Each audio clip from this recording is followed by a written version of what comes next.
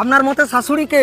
শাশুড়ি শাশুড়ি তো সে যার নিজের মেয়ের ন্যাংটা হয়ে ঘুরলে কিছু না, যেন বৌমার মাথায় সবসময় ঘোমটাটা দেওয়াই থাকে। শাশুড়ি শাশুড়ি তো সে যে কথা কথা খোটা দেয় যে আমার ছেলের জন্য মেয়েদের লাইন লাগছে না, আমরা মনে হয় রাস্তায় বাতি নিয়ে বসেছিলাম ছেলেদের জন্য। শাশুড়ি তো সে যে কথায় কথায় বলে আমি আমার ছেলেকে কত কষ্ট করে বড় করেছি, আর আমার মা তো আমাকে মিশো থেকে অর্ডার করেছে।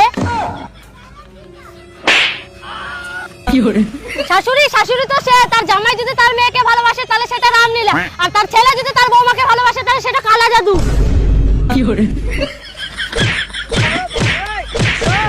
শাশুড়ি শাশুড়ি তো সে যে বিয়ের আগে বলবে যে আমার কোনো কিছু দরকার নেই, তবে বিয়ের পরে বলবে তোর বাপের বাড়ি থেকে দিয়েছেটা কি।